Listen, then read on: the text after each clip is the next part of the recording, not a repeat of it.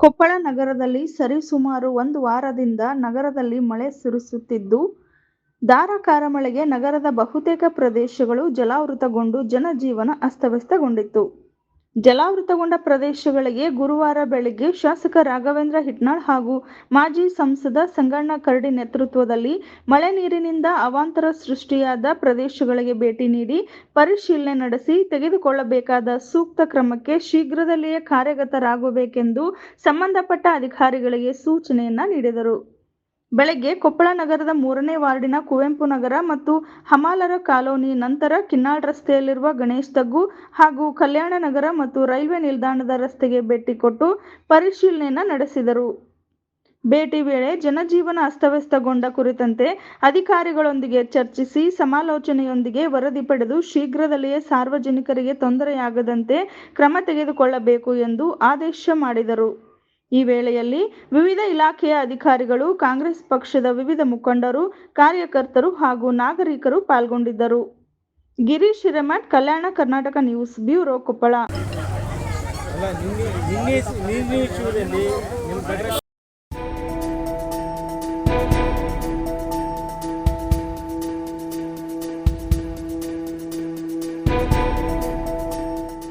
ಯಲಬುರ್ಗಾ ತಾಲೂಕಿನ ಕುಡಗುಂಟಿ ಗ್ರಾಮದಲ್ಲಿ ಮಳೆ ಗಾಳಿಗೆ ಜೋತು ಬಿದ್ದ ವಿದ್ಯುತ್ ತಂತಿಯನ್ನು ಸರಿಪಡಿಸಲು ಹೋಗಿ ಯುವಕ ಸಾವನ್ನಪ್ಪಿದ್ದಾನೆ.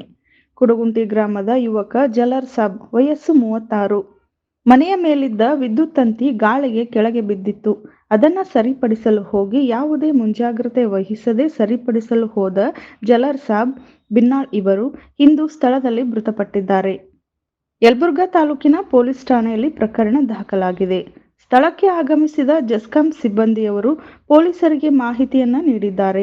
ಜಲರ್ ಸಾಬನನ್ನ ಕಳೆದುಕೊಂಡ ಕುಟುಂಬದ ಆಕ್ರಂದನ ಮುಗಿಲು ಮುಟ್ಟಿದೆ. ಮನೆಗೆ ಆಧಾರ ಸ್ತಂಭವಾಗಿದ್ದ ಇವರು ಸಂಬಂಧಪಟ್ಟ ಇಲಾಖೆಯವರು ಕುಟುಂಬಕ್ಕೆ ಪರಿಹಾರ ಕೊಡಿಸಬೇಕಾಗಿ ಕೇಳಿಕೊಂಡಿದ್ದಾರೆ. Kalyana Karnataka news bureau, Girish Hiremath, Irkalgada.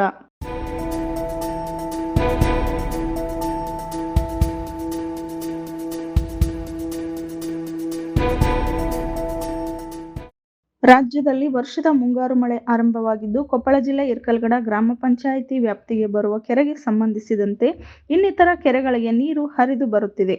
ಸುಮಾರು 2 ರಿಂದ 3 ವರ್ಷ ಬರಿದಾಗಿದ್ದ ಕೆರೆ ವರ್ಷದ ಮುಂಗಾರು ಮಳೆಗೆ ಅರ್ಧಕ್ಕೂ ಹೆಚ್ಚು ಪ್ರಮಾಣದಷ್ಟು ನೀರು ಕೆರೆಗೆ ಹರಿದು ಬಂದು ಸಂಗ್ರಹವಾಗಿದೆ.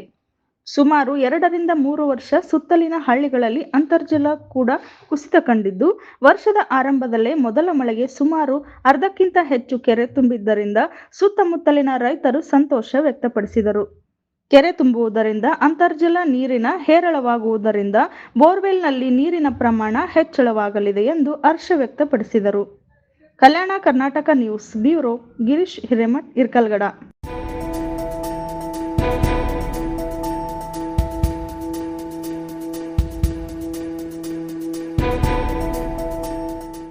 ಬಾಗಲಕೋಟೆಯಲ್ಲಿ ಬಿವಿಬಿ ಸಂಘ ಹಾಗೂ ರಾಜ್ಯ ವುಶು ಸಂಸ್ಥೆ ಹಾಗೂ ರಾಷ್ಟ್ರೀಯ ವುಶು ಸಂಸ್ಥೆಯಿಂದ ದಕ್ಷಿಣ ಭಾರತದ ಖೇಲೋ ಜೂನಿಯರ್ ಮತ್ತು ಸೀನಿಯರ್ ಮಹಿಳಾ ಕ್ರೀಡಾಕೂಟ ನಡೆಯುತ್ತಿದ್ದು, ಬಾಗಲಕೋಟೆ ಜನರ ಕಣ್ಮನ ಸೆಳೆಯುತ್ತಿದೆ. ಇದು ದಕ್ಷಿಣ ಭಾರತದ ಖೇಲೋ ಇಂಡಿಯಾ ಸೀನಿಯರ್ ಮತ್ತು ಜೂನಿಯರ್ ವಿಭಾಗದಲ್ಲಿ ನಡೆಯುತ್ತಿದ್ದು, ಈ ಕ್ರೀಡಾಕೂಟಗಳಲ್ಲಿ ಭಾಗವಹಿಸಿದ ರಾಜ್ಯಗಳ ಪೈಕಿ ತಮಿಳುನಾಡು ರಾಜ್ಯದ ಕ್ರೀಡಾಪಟುಗಳು 7 ಚಿನ್ನದ ಪದಕವನ್ನ, ಒಡಿಶಾ, ಕೇರಳ ತಲಾ 3 ಚಿನ್ನದ ಪದಕಗಳನ್ನು ಮತ್ತು ತೆಲಂಗಾಣ 1 ಚಿನ್ನದ ಪದಕವನ್ನ ಪಡೆದರೆ, ಕರ್ನಾಟಕದ ಕ್ರೀಡಾಪಟುಗಳು 6 ಬೆಳ್ಳಿ, 13 ಕಂಚು ಪಡೆದು ಮುನ್ನಡೆ ಸಾಧಿಸಿರುವುದು ತಿಳಿದುಬಂದಿದೆ. ಮುಂದಿನ ವಿಭಾಗದಲ್ಲಾದರೂ ಕರ್ನಾಟಕ ರಾಜ್ಯಕ್ಕೆ ಚಿನ್ನದ ಪದಕ ಜಯಿಸುವಂತಾಗಲಿ ಎಂದು ಕ್ರೀಡಾಭಿಮಾನಿಗಳು ಶುಭ ಹಾರೈಸಿದ್ದಾರೆ. Kalyana Karnataka news bureau, Bagalkot.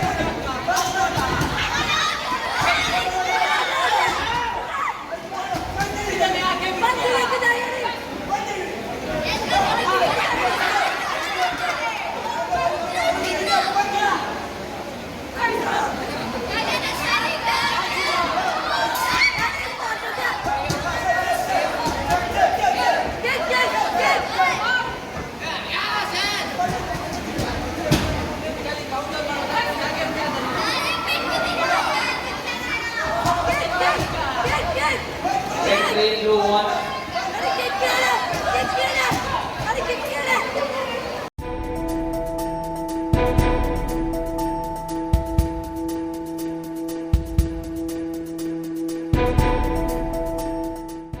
ಶಾಸಕ ದೊಡ್ಡನಗೌಡ ಪಾಟೀಲರು ಜಾತಿ ರಾಜಕಾರಣ ಮಾಡದೆ ಶಾಸಕರಾಗಿ ತಮ್ಮ ಆಡಳಿತಾವಧಿಯಲ್ಲಿ ಇಲ್ಲಿಯವರೆಗೂ ವೀರಶೈವ ಲಿಂಗಾಯತರ ಸೇರಿದಂತೆ ಎಲ್ಲ ಸಮುದಾಯಗಳ ನಾಯಕರುಗಳಿಗೆ ಸ್ಥಳೀಯ ಸಂಸ್ಥೆಗಳಲ್ಲಿ ಅಧಿಕಾರದ ಕಲ್ಪಿಸಿದ್ದಾರೆ ಎಂದು ಬಿಜೆಪಿ ತಾಲೂಕಾ ಅಧ್ಯಕ್ಷ ಮಹಾಂತೇಶ ಬದಾಮಿ ಹೇಳಿದರು. ಕುಷ್ಟಗಿಯ ಪ್ರವಾಸಿ ಮಂದಿರದಲ್ಲಿ ಸುದ್ದಿಗಾರರ ಜೊತೆ ಮಾತನಾಡಿ, ಅಮರೇಗೌಡ ಪಾಟೀಲ್ ಬಯ್ಯಾಪುರ್ ಸರ್ವ ಜನಾಂಗದ ನಾಯಕ ಎನ್ನುವುದಾದರೆ ರಾಜಕೀಯವಾಗಿ ವೀರಶೈವ ಲಿಂಗಾಯತರಿಗೆ ಯಾವ ಸ್ಥಾನಮಾನಗಳನ್ನು ನೀಡಿಲ್ಲ ಎಂದರು. Shankar Pattar, Kalyana Karnataka news bureau, Kushtagi. ಇವತ್ತ ನಮ್ಮ ಅಭ್ಯರ್ಥಿ ನಿಲ್ಕೊಂಡು ನಾವು ಮುಖಂಡರೆಲ್ಲರೂ ಆ ಸೋಲನ್ನು ಒಪ್ಕೊಂಡಿದ್ದೇವೆ. ಸೋಲನ್ನು ಚಾಲೆಂಜ್ ಆಗಿ ತೊಗೊಳ್ತೀವಿ. ಮುಂಬರುವ ದಿನಗಳಲ್ಲಿ ಹೋರಾಟ ಮಾಡ್ತೀವಿ. ಅದು ಸೋಲು ಗೆಲುವಿನ ಪರಾಮರ್ಶ ನಮ್ಮ ಪಕ್ಷದ ವೇದಿಕೆ ಐತಿ. ವೇದಿಕೆಯೊಳಗೆ ನಾವು ಚರ್ಚೆ ಮಾಡ್ತೀವಿ. ಯಾಕೆ ಸೋತೀವಿ, ಯಾಕೆ ಇದಾತು ಅನ್ನೋದು ಅದು ನಾವು ಈಗ ಯೋಚನೆ ಮಾಡ್ತೀವಿ. ಈ ಕಾಂಗ್ರೆಸ್ನವರು ಏನು ಇವತ್ತು ಅಮರೇಗೌಡರು ಇರ್ಬೋದು ಮತ್ತು ಆ ಪಕ್ಷದವರು ಒತ್ತಾಯಕ್ಕೆ ವಹಿಸ್ಕೊಳ್ಳೋ ಅವಶ್ಯಕತೆ ಇಲ್ಲ ಅಂತಕ್ಕಂಥದ್ದು ಒಂದು ಮಾತು. ಈ ದೊಡ್ಡನಗೌಡರು ಬಗ್ಗೆ ಒಂದು ಅಪಪ್ರಚಾರ ಮಾಡ್ತಕ್ಕಂಥದ್ದು. ಈ ಲಿಂಗಾಯತರನ್ನ ದೊಡ್ಡನಗೌಡ ತಾಲೂಕಿನಲ್ಲಿ ಲಿಂಗಾಯತರನ್ನ ತುಳಿದು ರಾಜಕಾರಣ ಎಂದೂ ಮಾಡಿಲ್ಲ. ಯಾಕಂತಂದ್ರೆ ಸಾಕಷ್ಟು ನಮ್ಗೆ ಉದಾಹರಣೆಗಳವ.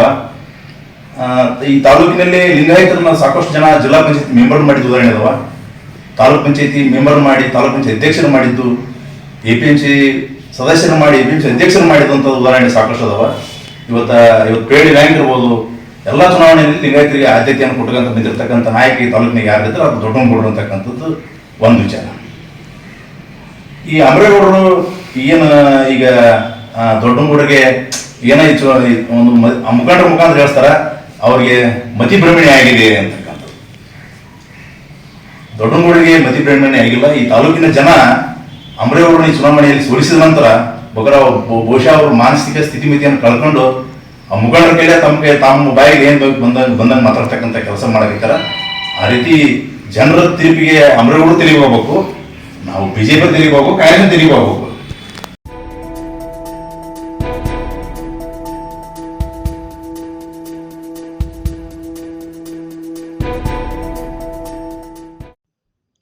ಕೊಪ್ಪಳ ತಾಲೂಕಿನ ಹುಲ್ಗಿ ಗ್ರಾಮ ಪಂಚಾಯಿತಿಯ ಸಭಾಂಗಣದಲ್ಲಿ ಗುರುವಾರ ಗ್ರಾಮ ಪಂಚಾಯಿತಿ ಹಾಗೂ ವಿವಿಧ ಇಲಾಖೆಗಳ ಪ್ರಗತಿ ಪರಿಶೀಲನಾ ಸಭೆಯ ಅಧ್ಯಕ್ಷತೆಯನ್ನು ವಹಿಸಿಕೊಂಡು ಮಾತನಾಡಿದರು.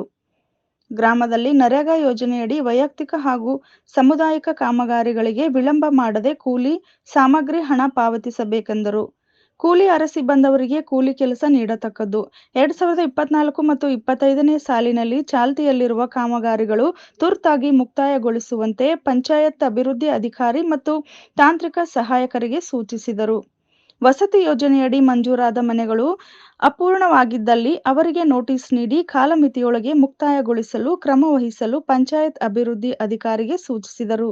ಗ್ರಾಮದಲ್ಲಿ ಸಂತೆಕಟ್ಟೆ ನಿರ್ಮಾಣ ಅವಶ್ಯವಿರುವ ಕುರಿತು ಸಭೆಯಲ್ಲಿ ಹಾಜರಿದ್ದ ಸದಸ್ಯರು ಕಾರ್ಯನಿರ್ವಾಹಕ ಅಧಿಕಾರಿಗಳಿಗೆ ಮನವಿಯನ್ನ ಮಾಡಿದರು. ಗ್ರಾಮದಲ್ಲಿ JJM ಯೋಜನೆಯಡಿ ನಲ್ಲಿಗಳ ಜೋಡಣೆ ಬಾಕಿ ಇರುತ್ತದೆ.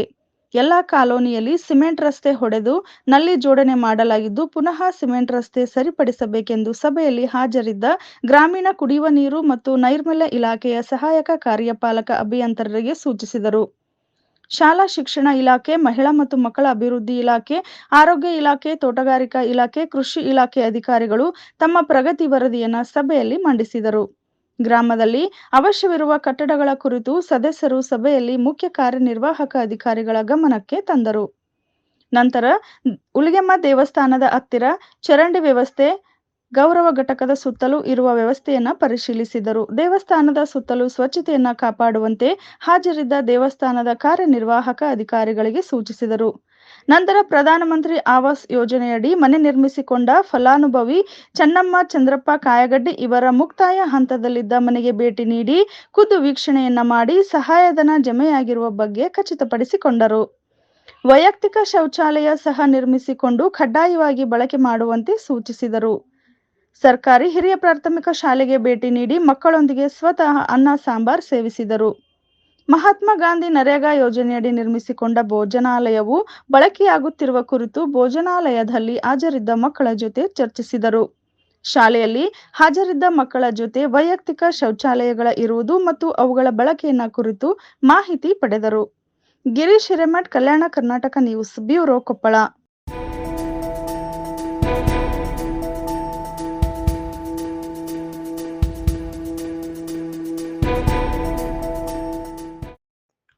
ಲಿಂಗ ಯೋಗದ ಬಗ್ಗೆ ಆಧ್ಯಾತ್ಮಿಕ ಒಲವು ಇದ್ದವರು ಬಸವ ತತ್ವದ ಕಡೆ ಬಸವಣ್ಣನವರ ನಂಬಿಕೆಯನ್ನು ಉಳಿಸಿಕೊಳ್ಳಬೇಕಾದರೆ ಬಸವಣ್ಣನವರ ಆಚಾರ ವಿಚಾರಗಳನ್ನು ಅನುಷ್ಠಾನಕ್ಕೆ ತರಬೇಕಾಗಿದೆ ಎಂದು ಕೊಪ್ಪಳ ಜಿಲ್ಲಾ ಜಾಗತಿಕ ಲಿಂಗಾಯತ ಮಹಿಳಾ ಮಹಾಸಭಾ ಜಿಲ್ಲಾಧ್ಯಕ್ಷೆ ಅರ್ಚನಾ ಗವೀಶ್ ಸಸಿಮಠ್ ಶರಣೆ ಹೇಳಿದರು. ಕೊಪ್ಪಳ ಜಿಲ್ಲೆ ಯಲಬುರ್ಗಾ ತಾಲೂಕಿನ ಕಲ್ಲಬಾವಿ ಗ್ರಾಮದ ವೀರಬಸವ ಮಠ ಆವರಣದಲ್ಲಿ ಶರಣಮ್ಮ ಗೌಡಪ್ಪ ದೇವಲ್ರವರ ಪ್ರಥಮ ವರ್ಷದ ಪುಣ್ಯಸ್ಮರಣೆ ಕಾರ್ಯಕ್ರಮದ ಪ್ರಯುಕ್ತ ಶ್ರೀ ಸಿದ್ದರಾಮೇಶ್ವರ ಶಿವಯೋಗಿಗಳ ವಚನ ಚಿಂತನಾ ಗೋಷ್ಠಿ ಉದ್ದೇಶಿಸಿ ಮಾತನಾಡಿದ ಅವರು, ಬಸವಣ್ಣನವರ ಆಶಯದಂತೆ ಲಿಂಗಾಂಗ ಯೋಗಗಳಾಗಬೇಕಾದರೆ ಬಸವ ತತ್ವ ಎಂದರೆ ಬಸವೇಶ್ವರರ ಪೂಜೆ ಮೆರವಣಿಗೆ ಮಾಡಿದರೆ ಅದು ಪಾಲನೆ ಅಷ್ಟೇ. ಆದರೆ ಬಸವಣ್ಣನವರ ವಿಚಾರಗಳನ್ನು ಅವರ ತತ್ವಾದರ್ಶಗಳನ್ನು ಅಳವಡಿಸಿಕೊಂಡಾಗ ಮಾತ್ರ ಬಸವ ತತ್ವಗಳು ಅನುಷ್ಠಾನಕ್ಕೆ ಬರಲು ಸಾಧ್ಯ ಎಂದು ಹೇಳಿದರು. Mallayya ಗದುಗಿನ, Kalyana Karnataka news bureau, Kukanur. ಲಿಂಗ ಯೋಗದ ಬಗ್ಗೆ ಈಗಿಗೆ ನಾನು ತಿಳಿಸಿಕೊಟ್ರೆ ಇದನ್ನ ಕೈ ಬಿಡಲಾರ್ದಂಗೆ ಹಿಡಿದು ಆಚರಣೆಯನ್ನು ಮಾಡ್ತಾನೆ. ಬಸವಾದಿ ಶಿವಶರಣರು ಹೇಳಿದಂತ ಎಲ್ಲ ನಡೆ ನುಡಿಯನ್ನ ಇವನು ತಿಳ್ಕೊಳ್ತಾನೆ, ಇದೇ ಒಂದು ದಾರಿಯಲ್ಲಿ ನಡೀತಾನೆ ಅಂತ ಹೇಳಿ ಬಸವಣ್ಣನವರು ನಮ್ಮ ಮೇಲೆ ನಂಬಿಕೆ ಇಟ್ಟು ನಮ್ಮನ್ನ ಈ ತತ್ವಕ್ಕೆ ಕರೆದುಕೊಂಡು ಬಂದಿದ್ದಾರೆ. ಹಾಗಾದ್ರೆ ಬಸವಣ್ಣನವರ ನಂಬಿಕೆಯನ್ನ ನಾವು ಉಳಿಸ್ಕೋಬೇಕಾಗಿತ್ತಂದ್ರೆ ಬಸವಣ್ಣನವರು ನಮ್ಮ ಮೇಲೆ ಇಟ್ಟಂತ ಒಂದು ಆಸೆಯನ್ನ, ಆಕಾಂಕ್ಷೆಯನ್ನ, ನಂಬಿಕೆಯನ್ನ, ನಮ್ಮ ಮೇಲೆ ಇಟ್ಟಂತ ಅವರ ಒಂದು ಸಂಕಲ್ಪವನ್ನ ನಾವು ಅದಕ್ಕೆ ಸರಿಯಾಗಿ ನಡ್ಕೋಬೇಕಂದ್ರೆ ಬಸವಣ್ಣವರ ನಂಬಿಕೆಯನ್ನ ಹಾಳು ಮಾಡಬಾರ್ದು. ಅಂದ್ರೆ ಅವರ ನಂಬಿಕೆಯ ದ್ರೋಹ ಮಾಡಬಾರ್ದು. ಅಂದ್ರೆ ಅವರ ಆಶೆಯಂತೆ ನಾವೆಲ್ಲರೂ ಮುಖ್ಯವಾಗಿ ಏನಾಗಬೇಕಾಗಿದೆ, ಲಿಂಗಾಂಗ ಯೋಗಿಗಳಾಗಬೇಕಾಗಿದೆ.